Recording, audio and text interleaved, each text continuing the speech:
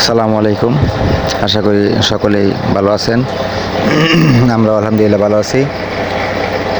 তো এই যে আমাদের বাচ্চার ঘরের কাজ প্রায় শেষের পর্যায়ে। কাজ এই যে এখন সাইডের যে পিঠা বলি, মানে এটার পিঠাটা মানে পাকা করার কাজ চলতেছে, মানে ইট গাইটা পাকা করার কাজ চলতেছে। এই মিস্ত্রি কাজ করতেছে। কাজ প্রায় শেষ পর্যায়ে। এটা করার পরে মাটি ইয়া করিয়া পরে সাইডে নেট দিলেই আলহামদুলিল্লাহ কাজ শেষ। পুরা মাটিটা বিছাই দেন। এই যে মিস্ত্রি কাজ করতেছে, এই অবস্থা। তো এটার মানে ফিরাটা করছি, কারণ আমার এই জায়গার মানে মাটিগুলা হলো মানে বালু মাটি। সেই জন্য চাচ্ছিলাম পিড়াটা পরে ফাঁকা করার লাগিয়া, কিন্তু পরে ফাঁকা করলে কারণ বৃষ্টির সময় মানে বালু মাটি বৃষ্টিতে কাটতে যাবো গায়ে লেগে, পরে বারবার পিড়া বান্ধু লাগবো সাইড, মানে ঘরের সাইড। এই জন্যে ফাঁকা পিড়াতেছি। তো এই ফাঁকা করার পরে মাটিটা বইয়া, মানে মাটিটা সমান করে বিছাই দিয়া পরে আমরা নেট বা আনুষঙ্গিক যে কাজগুলো আছে সেইগুলা কাজ করাম ইনশাল্লাহ।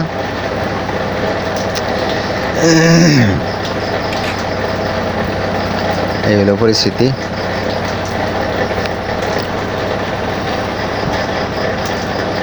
এই হলো পুরা প্লেসটা।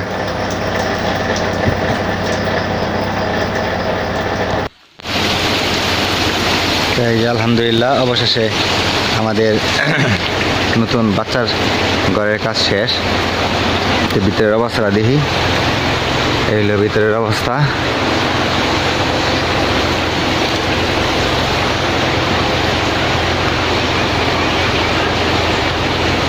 এই হলো ভিতরের অবস্থাতে। এই যে এখানে সব ইলেকট্রিসিটি লাইন দেওয়া আছে। এখানে যে একটা সার্কিট ব্রেকারে একটা ফ্যান, একটা লাইট, আর এটার পিছনে একটা মানে যে বার্মিজ গরুর নিচে যেগুলো দেয় এটা দিছি, যে মানে এই কারেন্টের তারগুলো যাতে এই আমার এটা তো জিআই তার কভার ছাড়া, সে কারেন্টের তার যাতে না হয়। তো এই যে মাঝখানে এই সাইডে কালা, বাম সাইডে কালা দুইটা তার, এটা হলো নিউট্রাল ফেস। এটা মানে বুড়ারের মধ্যে এই সার্কিট ব্রেকারগুলো দিলে বুড়ারের মধ্যে যখন লোড বেশি হয় তো সার্কিট ব্রেকারগুলো কাজ করে না, সেগুলো পড়ে যায়। এগুলো সার্কিট ব্রেকার। এই যে এটা লাইট, মানে একটা ইয়ার মধ্যে সবটি লাইট সেট করা। আর এটা হলো ফ্যান, এই হলো ফ্যান। এই একটা সার্কিট ব্রেকারেই সব দেওয়া। দেখ তো ওইটার আমরা এই বাল্বগুলা মানে একটু অনেক হাতের একবারে কাছে দিছি। এটা কারণটা হইলো আমার ওই ঘরে, নতুন ঘরে মানে পুরান ঘরে বাল্বগুলা অনেক উপরে দেওয়া। এটার দেওয়ার কারণে হয়েছে এই মানে যখন শীতের সময় মানে ঘর হিট হয় না। গত যে শীতটা গেছে এটার মধ্যে ঘর হিট হয় না, এই কারণে এটা নিচে দিছি। এখন উঁচা হয়ে দেম, পরে যখন মানে শীতের সময় আবার নিচে নামাই দেম। এই জন্য আমাকে তারটা লম্বা হয়ে রাখা হয়েছে। তো যাই হোক, আর ফ্লোরে আমরা হালকা ওই যে দেয়া মানে সিমেন্ট দেয়া লেপছি। ফ্লোরটা এখনও শুকাইছে না, ভিজা ভিজা। এরপরে আবার চুন দিয়ে রাখছি। তারপরেও কিছু কাজ এখনও বাকি আছে এই ঘরের, যেমন মানে বাচ্চা উড়ান যাইব, তারপরেও কিছু কাজ বাকি আছে। এগুলো যে এখানে তো পর্দা শেষ, নেট পর্দা শেষ।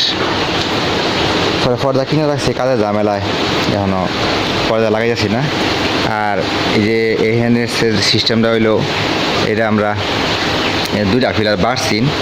দুইটা ফিলার না বাড়লেও আমরা অন্যভাবে ব্যবস্থা করতাম, কিন্তু আমাদের যে দুইটা ফিলার বাড়ছে, বাড়ার পরে এনে আমরা একটা মাছা বানাইবাম। এই আমার আগের ঘরের মতো ছোটো একটা মাছা বানাইবাম জিনিস নিয়ে রাখবার লেগা। আর বিশেষ করে হলো মানে আমার ঠাল লাগে, মানে আমি রাত্রে মুরগি ঘরে থাকি, কারণ আমার ঘরের ভিতরে রাত্রে ঘুম হয় না।